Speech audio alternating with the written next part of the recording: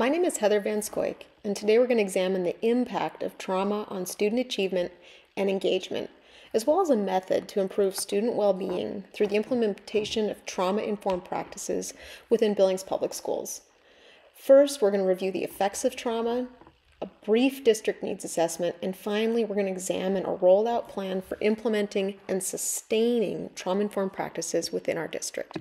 Brunzell and his colleagues have defined trauma as an overwhelming experience that undermines one's belief that the world's good or safe and can dramatically and negatively affect a student's educational trajectory. The Substance Abuse and Mental Health Service Administration indicates that trauma is an event that causes physical or emotional harm and can lead to these long-term deficits in mental, emotional, spiritual, and physical well-being. Thanks to some of the advances that we see in neuroscience, we now know that trauma impedes areas of the amygdala, hippocampus, and the prefrontal cortex of the brain. These areas control and process our fear responses. They store and retrieve memory. They maintain executive functions, which are key elements of the academic achievement for a student, and they support that emotional regulation piece. Trauma, it also can be acute or chronic. Acute trauma is what a lot of people think of when it comes to traumatic events. Acute trauma results from a singular incident, and chronic trauma results from repeated and prolonged exposure to physical or emotionally damaging situations, such as emotional abuse, neglect, and sometimes even bullying. According to the Office for the Administration for Children and Families, nationally, 40% of children have been exposed to trauma. Maltreatment that leads to these long-term effects, including trauma and post-traumatic stress disorder, negates that executive functioning piece of the victim.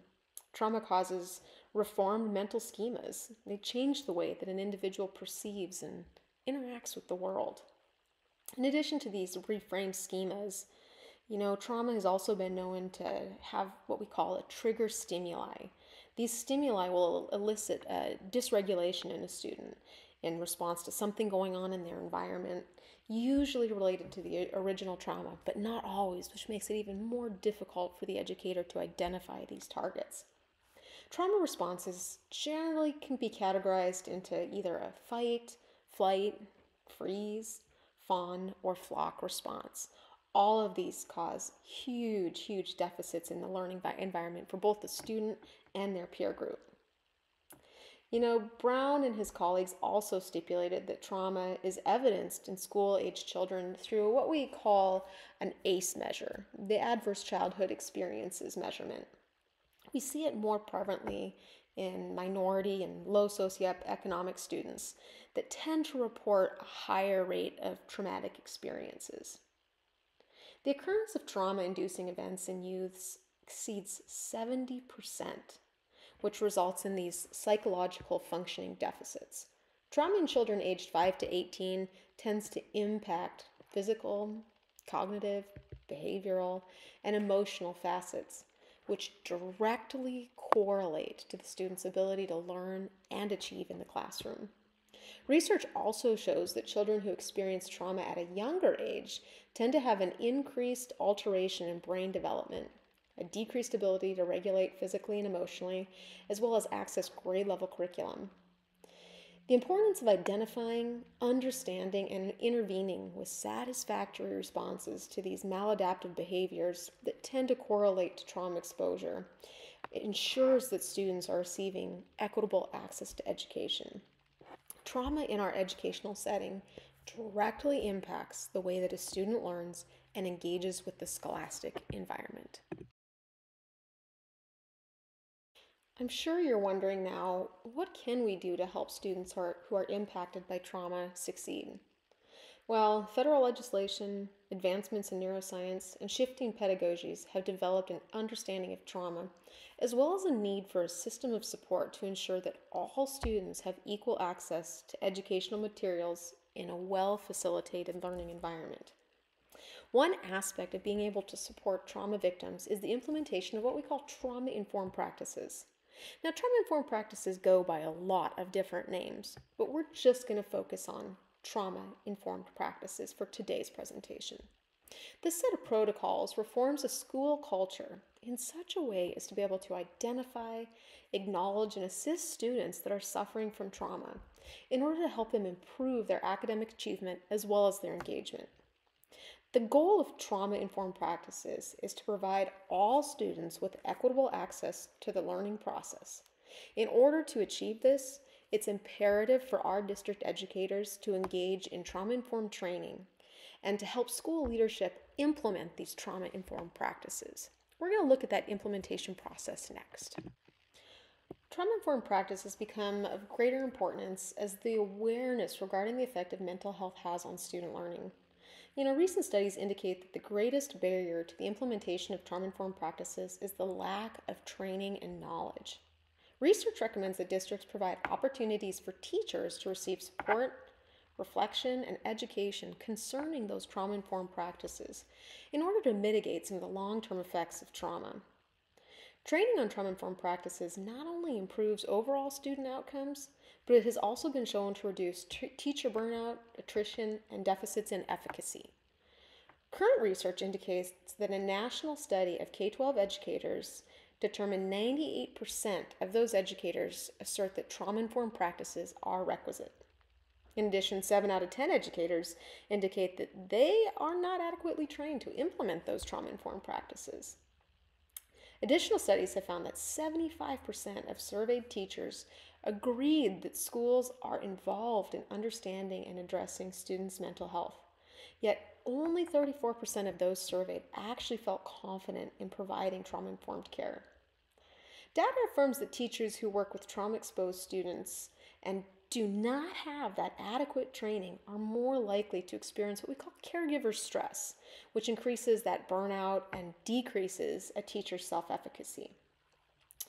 Lack of training and knowledge of childhood trauma and the appropriate response creates difficulties in the classroom behavior management plan, as well as a teacher's overall mental health and well-being, in addition to the climate of the classroom and the well-being of the peer group.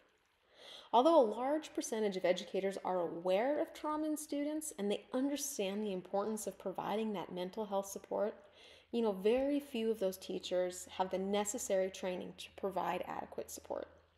Educators are in such a unique position to respond to students experiencing trauma.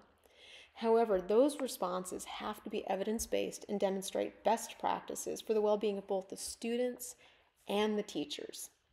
When we look at our district as a whole, according to our website, there are approximately 16,000 students enrolled within our 22 elementary schools, 6 middle schools, and our 3 high schools. Of our 22 elementary schools here in our district, 14 have or are eligible for that Title I funding, and we'll get to that funding piece here in a little bit. Billings Public Schools sadly ranks in the bottom 50% of all Montana school districts regarding academics. And as we've learned, academics are directly impacted by a student's trauma exposure. Students that experience trauma, as we've discussed, are more likely to exhibit those deficits in learning, as well as increases in dropout rates, both of which contribute to that ranking that we're seeing in our district right now.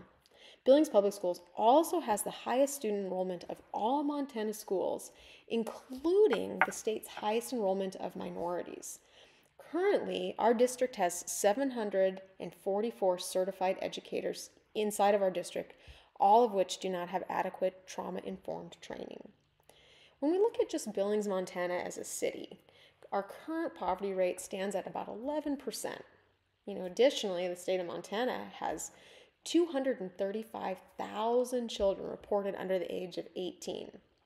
According to the Office for the Administration of Children and Families, 14% of Montana children live in poverty. 3,000 are reported victims of maltreatment.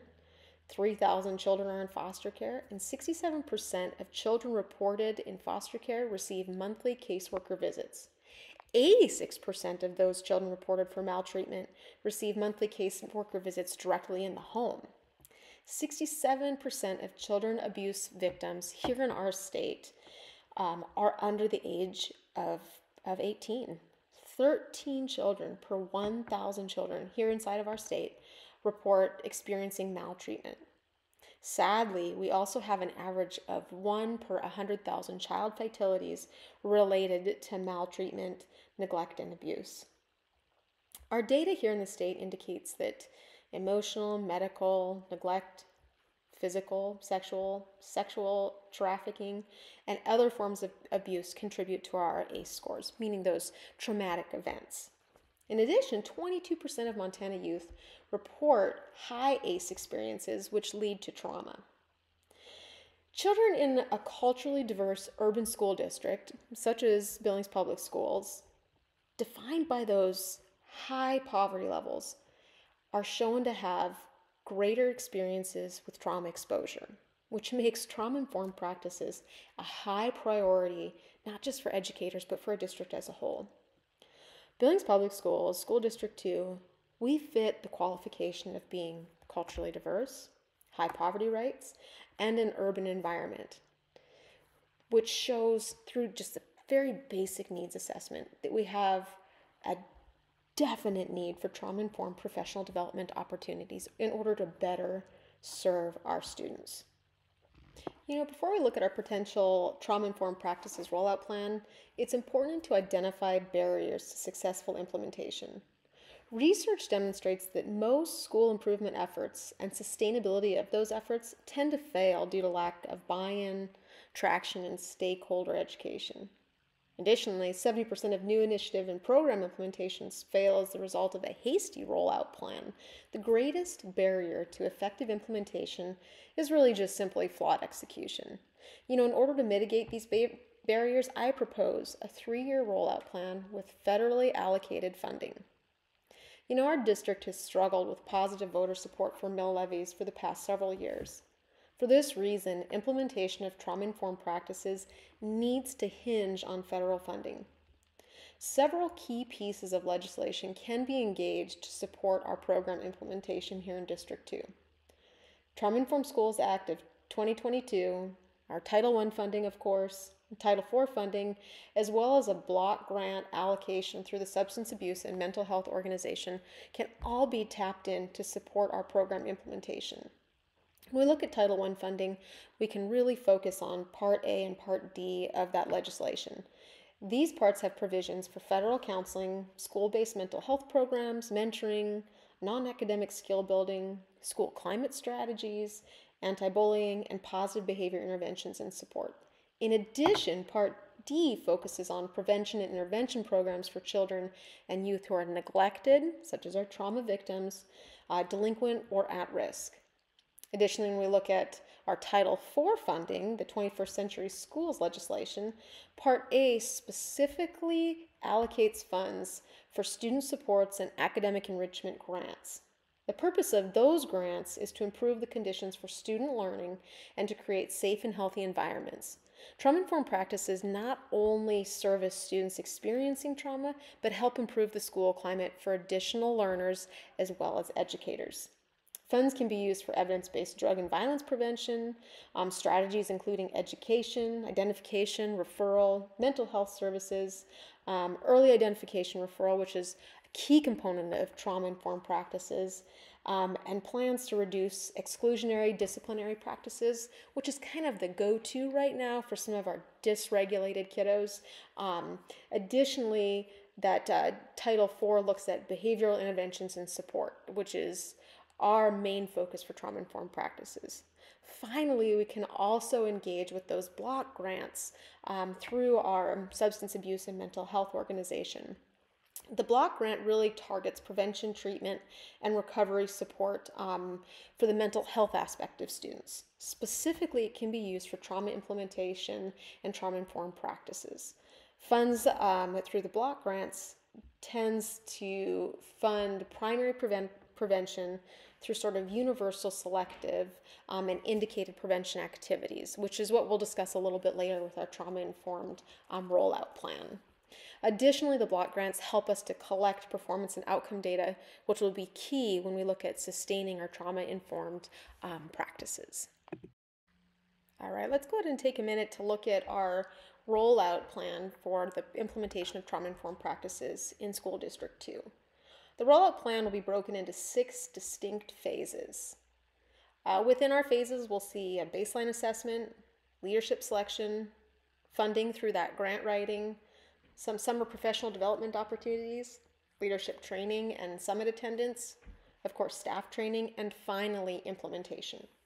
By slowly rolling out a trauma-informed training plan, studies have shown that an increase in stakeholder buy-in and sustainability have been noted. Phase 1 of the rollout is going to focus on developing and presenting a district needs assessment for trauma-informed practices to all of our key stakeholders. In this way, we're going to increase those chances of buy-in and support. Baseline data is going to be published and shared across the district, via email, as well as a townhouse meeting that'll be open to the public, as well as offered virtually. Additionally, this phase is going to include the nomination and selection of our leadership teams from each of the elementary schools. Leadership team members should include the school counselor, a general education teacher, a special education teacher, and one specialist. It's important to have a cross-section of all staff being represented to improve our sustainability and buy-in.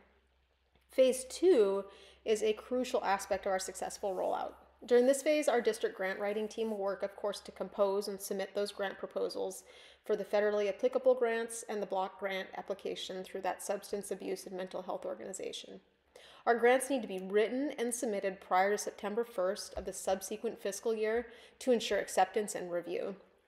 Now, during phase 3, our implementation goal is going to be further secured through teacher buy-in with the provision of these summer professional development opportunities. These opportunities will focus on 2 book studies, one being the Behavior Code and the other Emotional Poverty. Both books examine the impact of trauma on student learning as well as mitigation for the effects of trauma. To increase our teacher involvement, my goal is to have these book studies offer step-up credit concurrently at a rate of 18 hours per credit hour, which will help to help teachers cross lanes on that pay scale. Now, phase 4 is going to focus on developing our building leadership. A strong leadership core is absolutely essential for a successful implementation for trauma-informed practices. This phase is going to be completed throughout the subsequent academic year. Our identified building leadership will complete the 8-module trauma-sensitive school training component that's offered through the National Center on Safe and Supportive Learning Environments. This program is perfect for our district because it's offered free of charge, which includes all the training components. It's budget friendly and it will aid in our implementation, as well as, of course, stakeholder buy-in. Funding gleaned through our grants are going to be used to cover printing costs, curriculum rates for staff leadership, building signage, of course, our leadership summit, and further staff development. During the phase 4 with our building leadership development, when they're really focusing on those modules for the trauma-sensitive schools training component, it's really designed for our school and district administrators to help lead our efforts in adopting a trauma-sensitive approach to teaching and learning. The resources inside of these modules are going to help to prepare and adopt that trauma-sensitive training, help to formulate the trauma-sensitive schools, align our practices with our already current existing MTSS framework, and of course, sustain the trauma-informed practice mindset. Now, at the conclusion of that school year, 2 members from each of the leadership teams are going to attend the Wired Differently conference, which is offered through Innovative School Summits.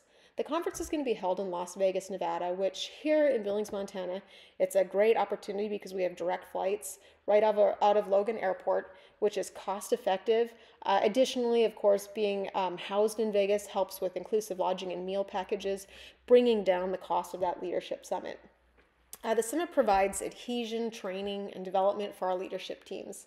The Wired Differently conference really explores those critical insights and the best practices for reaching and teaching students who have a variety of emotional and behavioral challenges, especially those related to trauma and, of course, high ACE scores. Our leadership team members will benefit from those tools, recommendations, and strategies for working with trauma-exposed students. This puts us into phase 5, which is definitely the most crucial component for implementing our trauma-informed practices within School District 2. This phase will span an additional academic year. Again, we're really focusing on slowly rolling out our plan. All staff will participate in bi-monthly professional development offered through the trauma-sensitive school component. These trainings will take place during PLC times, which will avoid requesting any training hours outside of union allocations. Resources included in the building trauma-sensitive school component training package will introduce all staff to the concept of trauma sensitivity, as well as provide examples of trauma-informed practices, which can be adopted both in the classroom and school-wide. The great thing about this training component is all the resources are included in online modules, downloadable handouts, and of course facilitation guides, which the leadership team will be used to help further along that professional development component. Leadership teams will be on hand for any guidance or support that might be needed, or question and answer sessions at the conclusion of the PLC training components. Now, at the end of this training period, school leadership teams and, of course, interested staff members will meet to develop implementation plans for truly becoming that trauma-informed best practice district. The rollout plan will conclude during this phase with, of course, implementation.